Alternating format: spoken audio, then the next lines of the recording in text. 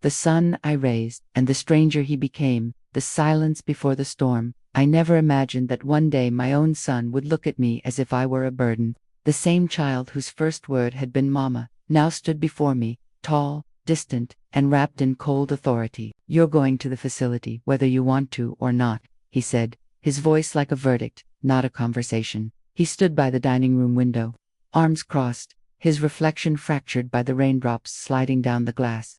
Outside, the world looked blurred, just like my life at that moment. I didn't answer him. I didn't cry. I didn't plead. I simply looked at him, my son, the one I had carried under my heart for 9 months, the one I had rocked to sleep through fevers and nightmares. And I wondered, when did love turn into this? A home full of echoes. The house still smelled faintly of cinnamon and old wood polish, the way it always had when I baked on Sundays. But today, everything felt hollow. The laughter that once filled these rooms had turned into echoes. On the table between us sat a half-drunk cup of tea.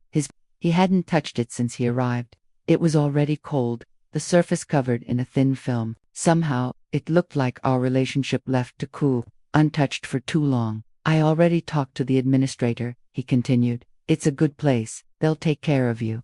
His words struck me harder than he probably meant them to. "They'll take care of you," as if I hadn't been the one taking care of everyone else my whole life. Memories of small hands. My mind drifted back 2 years ago, when my son, Daniel, was no taller than my knee, chasing after our old dog, Max. He used to run to me with scraped knees and bright eyes, shouting, "Mama, look, I'm brave." And I would laugh, hold him close, kiss his forehead, and whisper, "You're my brave boy." That little boy would never have sent me away. But time changes more than faces. It changes hearts too, sometimes, in ways too cruel to understand. "The argument, Daniel," I said softly. "I'm not going anywhere. This is my home." He exhaled sharply, running a hand through his hair, a gesture his father used to make when he was frustrated. "Mom, you need help. You can't live alone anymore." "I've lived alone for years," I reminded him. "I managed just fine." "Fine," he snapped. "You fell last month. You forgot to pay the electric bill. The neighbors called me because they were worried." I looked down. The fall, yes, it had scared me. And yes, I'd forgotten about the bill. But still, wasn't forgetfulness part of being human? "I made one mistake," I said quietly. "That doesn't mean I need to be locked away." "It's not locking you away," he shouted, his voice cracking with frustration. It's what's best for you." But I heard the hesitation in his voice, the doubt, maybe even guilt, because deep down, he knew it wasn't for me. It was for him to make his life easier. The photog behind him, on the mantel, sat a framed photograph of our family, taken long before everything fell apart. Daniel was 10, his sister Emma, only 6. Their father stood between them, his arm around my shoulders. We were smiling, all of us. That photo had been my anchor through the storms, through my husband's illness, the hospital nights, the funeral that followed. I had held this family together, piece by fragile piece. And now, my son wanted to dismantle what little was left of it. When love turns into duty. He turned away from me and stared out the window. "I can't keep coming over here every week, Mom. I have my own family, work, responsibilities." There it was, the truth, wrapped in responsibility. "I'm your responsibility too," I said softly. He turned, his eyes sharp. "No, you're my mother. There's a difference." The words cut deep, because once upon a time, he'd called me his whole world. The quiet defiance. I rose slowly from my chair, my knees trembling but my voice steady. "You can make arrangements all you want, Daniel," I said. "But I'm not leaving this house, not until I choose to." He sighed, tired and defeated. "You don't have a choice, Mom." But I smiled, a small, knowing smile that only mothers understand. "I always have a choice, my son. You just don't see it yet." He looked at me, confused, maybe even afraid of that calm defiance. Then, without another word, he left. The door closed behind him with a sound that felt final, like a chapter ending. Alone, Adoni stood in the silence that followed. The ticking clock on the wall was the only sound left, marking the seconds of a life suddenly too quiet. But as I looked around my home, at the faded curtains, the chipped teapot, the old photographs, I felt something stir inside me, a resolve, a whisper, a promise to myself. If my son thought he could decide the rest of my life for me, he was mistaken, because this story wasn't over yet. Asterisk, the things we don't say. The evening Daniel left, I sat in the dark for a long time. The rain had stopped, and the air smelled of wet soil and regret. The silence in the house was no longer just quiet. It was heavy, like something living and breathing, pressing against my chest. For a moment, I thought I saw a shadow move by the hallway, but it was only my reflection in the old mirror, blurred by time and fingerprints. I stared at her, the woman I'd become. Tired eyes, shaky hands, but not broken. Not yet, I whispered, into the emptiness. God, if this is the end of my story, help me write it myself. A knock at the door. It was nearly 10 when I heard it. A soft knock.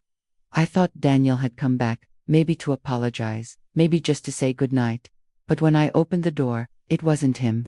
It was Clara, my neighbor, a retired nurse who'd lived across the street for 30 years. You look pale, she said, stepping in without waiting for an invitation. He came again, didn't he? I nodded. Clara sighed, setting a small grocery bag on the counter. I brought you some soup and bread. I figured you wouldn't cook after that. Her kindness almost undid me. I blinked fast to keep the tears from falling. You don't have to, I know, she interrupted, but I want to. She sat with me in the kitchen, both of us sipping soup that tasted of salt and comfort. Then she said something that made my heart twist. You know, my son did the same thing. Sent me to a place called assisted living. Her voice broke. I lasted 2 months. Came back home with less money and a lot more loneliness. I looked at her and saw my possible future staring back. The letter that night. After Clara left, I went to my bedroom and opened the top drawer of my dresser. Inside was an old envelope addressed to me, in handwriting I hadn't seen in years. My husband's. He'd written it 2 days before he passed away. I had read it once after the funeral, then tucked it away because it hurt too much now. I unfolded it with trembling fingers. The paper had yellowed, the ink had faded, but his words still carried the same warmth. My darling Margaret, if you're reading this, it means I'm gone. And I know you're probably trying to hold everything together like you always do. But promise me one thing. Don't let loneliness steal you. Don't let pride keep you from asking for help. You gave your life to us, to me, to the children. Let them take care of you when you need it. That's not weakness. That's love in reverse. I read those lines over and over again. Love in reverse. Was that what Daniel was trying to do? Take care of me, in his own misguided, controlling way. The thought confused me. It made me angry. It made me ache, because if this was love, it didn't feel like it. The visit 2 days later, Daniel returned. He didn't knock this time. He used his old key. I was in the garden, trimming the roses, the same ones his father planted the year we moved here. The morning sun touched their petals, soft and golden. Mom, Daniel said, approaching cautiously, we need to talk. I thought we already did, I replied without looking up. He sighed. They have a room ready for you. It's really nice. Private garden, clean rooms, full-time staff.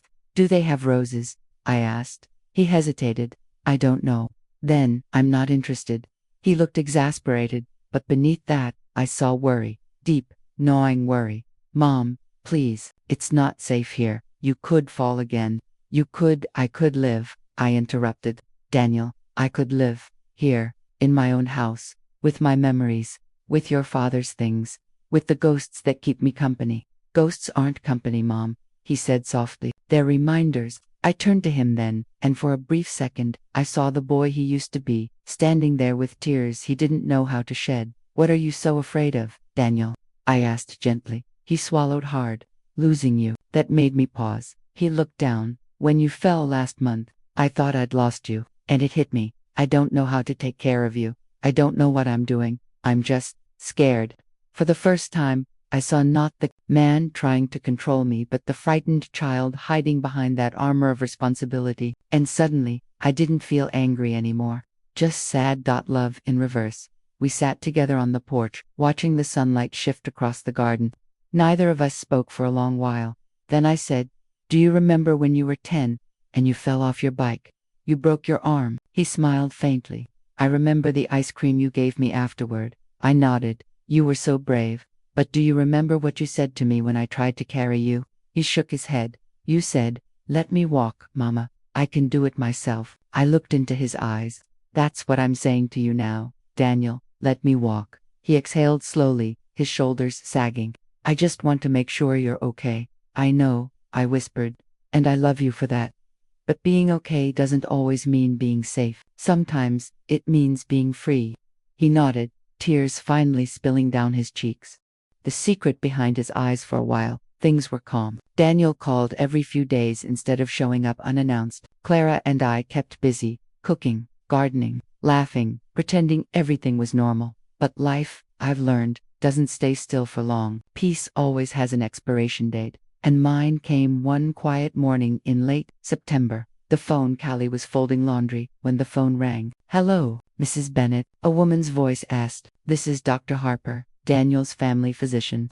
A chill went through me. "Is everything all right?" The woman hesitated, which told me everything before she spoke. "I think it would be best if you came in." Daniel asked me not to say anything yet, but her voice softened. "You're his mother. You should know."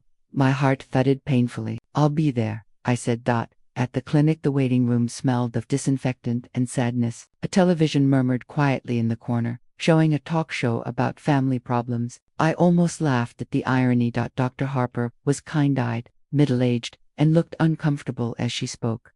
"Your son's been under a lot of stress," she began. "He's been coming to see me for headaches, fatigue," and I interrupted. "What's wrong with him?" She took a slow breath. "Daniel has been diagnosed with early-onset Parkinson's disease."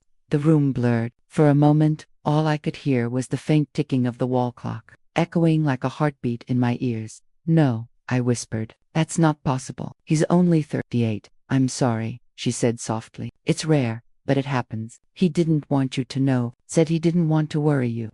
I pressed a hand to my mouth, the reality sinking in like ice. So that was it. That was the reason for the urgency. The reason behind his fear, his anger, his sudden need to control everything, including me. He wasn't just sending me away. He was preparing for a future where he would no longer be able to take care of anyone. I walked home in a fog. The sun was bright, but everything looked gray. I thought about the tremor I'd once seen in his hand, the one I'd dismissed as stress. I thought about the fatigue, the way his voice sometimes faltered. All the signs had been there. I'd just been too caught up in my own pride to see them. By the time I reached home, my knees were shaking. Clara saw me from her porch and hurried over. "What happened? You look pale." I tried to speak, but my throat closed. Finally, I whispered, "It's Daniel." And then the tears came.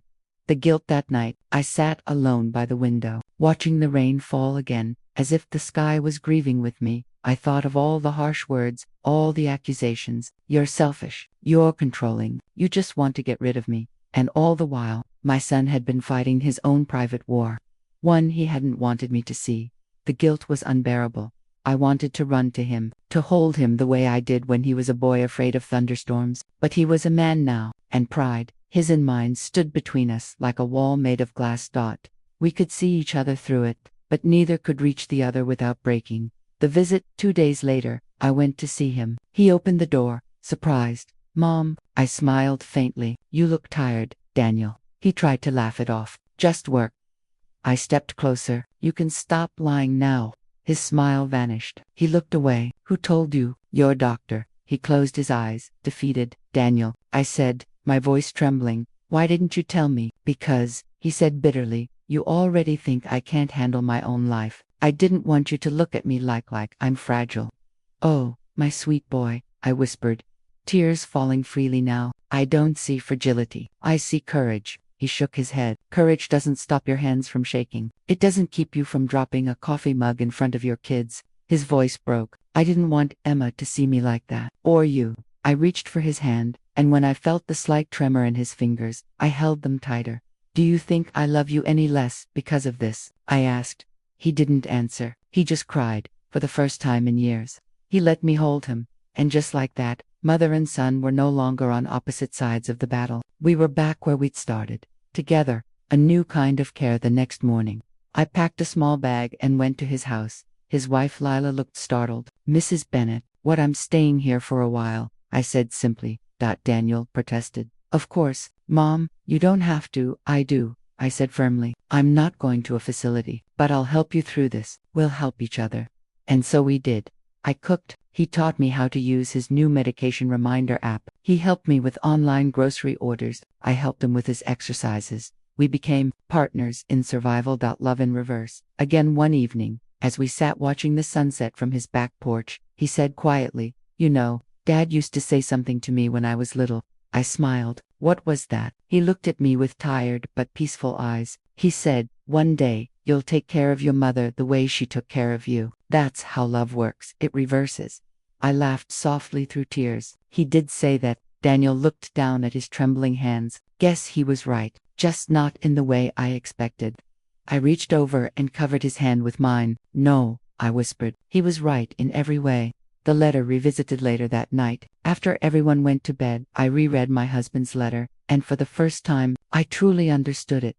Love in reverse wasn't about who cared for whom. It was about seeing each other's hearts, even when fear tried to hide them. Maybe Daniel had sent me away not out of cruelty, but out of love distorted by fear, just as I had resisted him out of love distorted by pride. And maybe, just maybe, forgiveness wasn't something you gave, it was something you shared. A promise, renewed the next morning. Daniel came to me with red eyes and a shaky smile. "Mom," he said, "if you want to stay in your home, I'll support that. I'll help you make it safer. Maybe we can move you downstairs, add some rails, install an alert system." Tears welled in my eyes. "You'd do that for me?" He nodded. "Of course. I was just scared of losing you." I took his face in my hands. "We don't beat fear by running from it, Daniel. We beat it by walking through it together."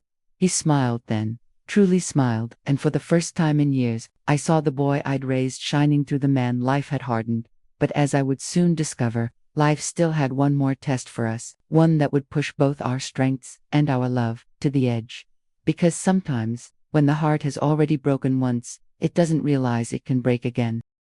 The night everything fell silent for a few precious months, life felt steady again. Daniel's medication helped manage the tremors, and I found peace in our quiet routine.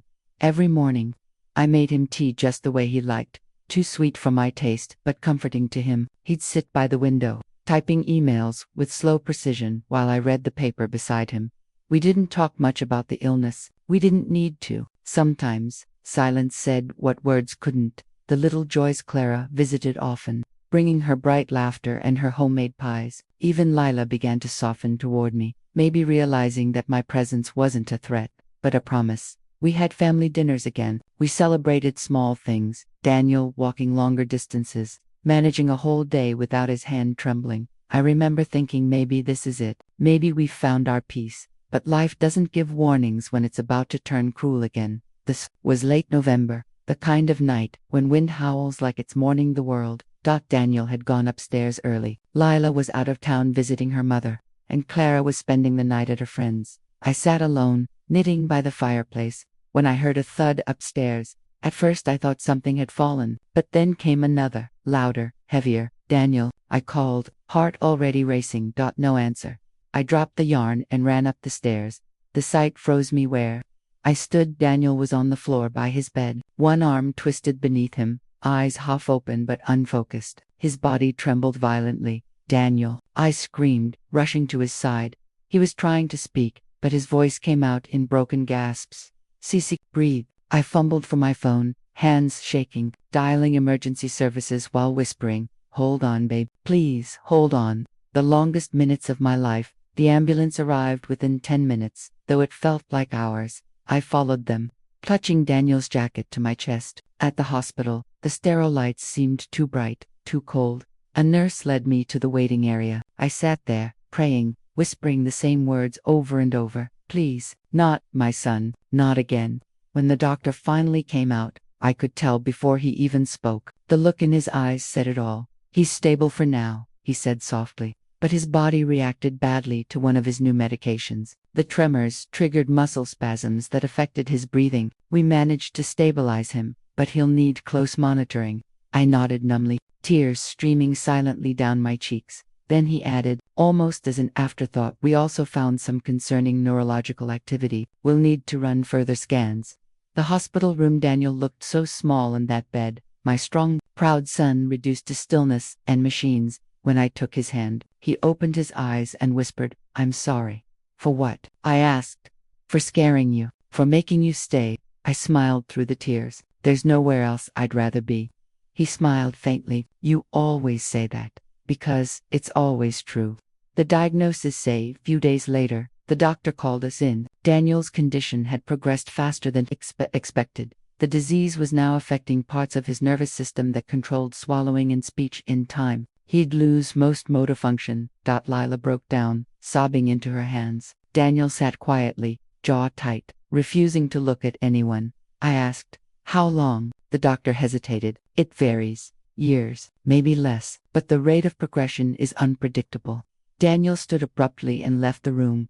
The breaking point that night, I found him outside, sitting on the porch in the freezing cold. He didn't look at me when I approached. "Mom," he said finally, voice flat, "I can't do this." "You can," I whispered. "We'll do it together." He shook his head. "You don't understand. I don't want to live like this, watching myself fade. It's not living." I felt my breath catch. "Daniel, don't say that." "I mean it," he said, turning to me, tears glistening. "I've seen what this does to people. I can't put you or Lila through that." His words hit me like stones. "Don't you dare give up," I said, choking on the words. "Not after everything we've fought for." He closed his eyes. Sometimes fighting means knowing when to stop. I wanted to scream, to shake him, to beg, but all I could do was hold his face in my trembling hands and whisper, "You're my whole heart, Daniel. Don't take that away from me." He didn't answer. He just cried quietly into my shoulder. And that night, under a cold moon, I realized I was watching my son prepare to let go. The decision weeks passed. Daniel refused more aggressive treatments. He said he wanted quality, not quantity. Every morning, I helped him dress, made him breakfast, helped him walk to the porch. We pretended everything was fine, but both of us knew time was shrinking around us. One evening, he asked me to promise him something. "Mom," he said softly, "when it gets bad, when I can't move, can't speak, don't let them keep me alive by machines, please." Tears filled my eyes. Daniel promised me. I looked at him, the boy I'd nursed, the man I'd fought with, the soul I loved more than my own life. And I whispered, "I promise." The night everything fell silent. 3 months later, he slipped into a coma. I was by his side, holding his hand when the monitors began to slow. The doctors came rushing in, but I stopped them. "Let him rest," I whispered. Lila clung to me, sobbing uncontrollably, and as the last beep faded into silence, I leaned close to my son's ear and said the same words I'd said the day he was born. "It's okay, sweetheart. I'm here. You can rest now." And then, he was gone. The aftermath. People talk about losing a child like it's something you ever recover from. You don't. You just learn to breathe differently. I went back to my home, the one he'd once tried to send me away from. I kept it just as it was, but quieter. Some nights I sit by the same window he used to look out of, and when the wind rustles the trees just right, I almost hear his voice saying, "Mom, love," in reverse. The final lesson now, I understand what that truly meant. Love doesn't end with death. It bends, reshapes, echoes. It becomes the silence after laughter, the warmth in an empty room, the heartbeat that continues even when half of it is gone. And if you listen closely enough, you'll realize, love doesn't reverse, it expands. The letter I never sent. It's been 2 years, Daniel. 2 long, quiet years since the night the world stopped breathing for me. I still wake before dawn, the way I used to when you were little, to prepare your breakfast before school. Old habits don't die easily. They linger like ghosts in the corners of the home. Your chair at the table still sits slightly askew, the way you always left it, no matter how many times I straightened it. And the chipped mug you loved, the one with the faded blue rim, still rests by the window. I tried to put it away once, but my hands wouldn't let go. Some things aren't meant to be erased. The world after you. People think grief fades. It doesn't. It just changes shape. At first, it was loud, a scream stuck in my chest, a silence that hurt to breathe through. Now it's softer, like rain falling on old wood. I still go to the grocery store on Tuesdays, like we used to. The clerk still asks, "How's your son?" I smile and say, "He's resting now." Because that's what you're doing, isn't it, my love? Resting. The garden. Do you remember the garden, Daniel? You once said it was your kingdom of dirt and dreams. I kept it alive for you. Every spring, I plant new roses, crimson ones. This year, you used to say they reminded you of sunsets. The neighbors help me sometimes. Clara visits every weekend. She's grown so much, Daniel. You'd be proud. She talks about you all the time, but not with tears anymore, with love. She told me she got accepted into medical school, said she wanted to save sons like Dad. She still calls you Dad. not Daniel. I think that's her way of keeping you close. The night of the candle last night was your birthday. I lit a single candle, placed it by your photograph, and sat in silence. The house was dark except for that little flame, flickering like a heartbeat. I whispered the same prayer I've whispered every year since you were born. God, keep him safe. This time, I added, and tell him I forgive him. The forgiveness for so long, I carried anger I didn't even recognize. Anger that you tried to send me away. Anger that you hid your illness. Anger that you left me when I still needed you. But now I see, it wasn't cruelty. It was fear. You weren't trying to hurt me. You were trying to protect me from pain. You thought love meant shielding me from goodbye. But love, my son, isn't about avoiding pain. It's about facing it together. And that's what we did, didn't we? Right to the very end. What I learned, I used to believe motherhood ended when your children grew up, when they no longer needed you. But I was wrong. A mother never stops being a mother. Even when her hands are empty, even when her child is gone, her love doesn't end. It just finds new ways to exist now. I talk to you through the wind that rattles the curtains, through the sunlight that spills across the porch, through the quiet hum of the world continuing without you. And sometimes, when the air feels heavy and my heart aches, I feel you beside me, just a presence, gentle and familiar. And I know, love never leaves. The facility you'd laugh if you knew, Daniel. I did end up in a facility, just like you wanted. But it's not what you imagined. It's not a place of sadness or endings. It's a small home for elderly women, filled with stories and laughter. I didn't come here because I was forced to. I came because I wanted to. Because I wanted to share what I learned from loving you. Every week, I tell my story to someone new, and every time, I see tears. But also understanding. You taught me that love, real love, means letting go without forgetting. The final words this morning. I took a walk outside. The sky was painted in soft gold. The air smelled of rain. And in that moment, I felt peace. If I could speak to you one last time, I'd say this. Thank you, my son, for loving me enough to make hard choices, for teaching me that even broken hearts still beat, and for showing me that endings are just beginnings wearing different clothes. I'm not afraid anymore, because I know when my time comes, you'll be there waiting, smiling, saying, Mom, love in reverse. And I'll answer, no, my boy, love always forward.